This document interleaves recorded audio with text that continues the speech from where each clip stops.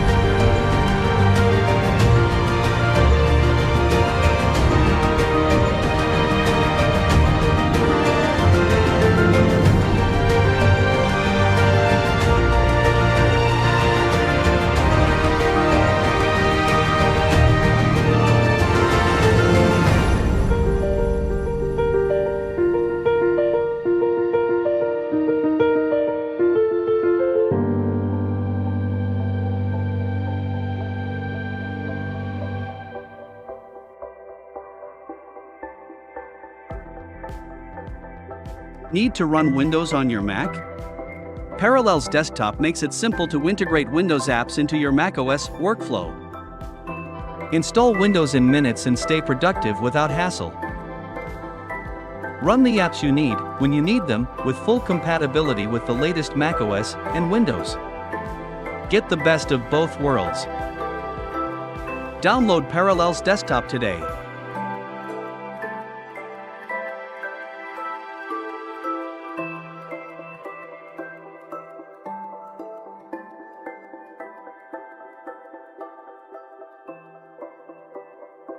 I want to talk a little bit about Battlefield 5, and to do it, I have Dan and Christian here.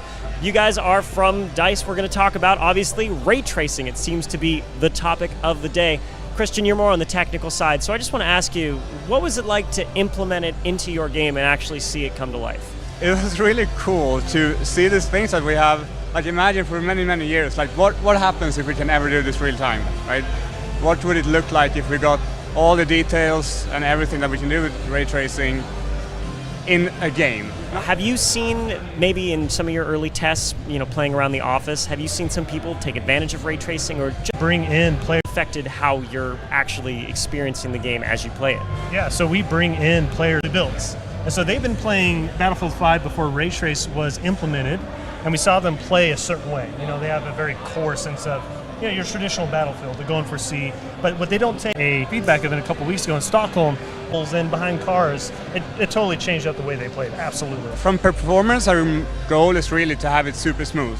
So we wanted to keep the performance up there. What I noticed watching that, now that I've seen ray tracing in action and I know the kind of surfaces it's going to bounce on, is just like how many surfaces in this world that you've built that are a perfect fit for ray tracing. Yeah, they really come to life, don't they? Right? Yeah.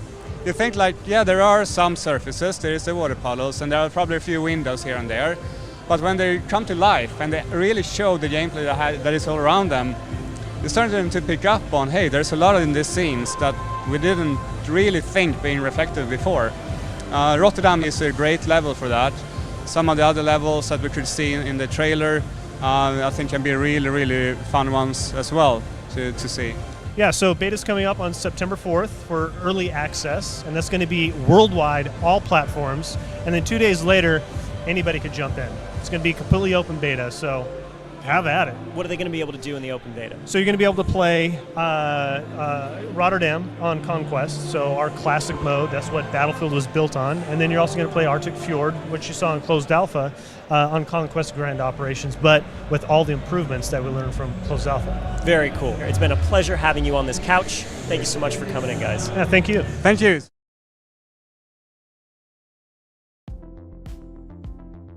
Need to run Windows on your Mac? Parallels Desktop makes it simple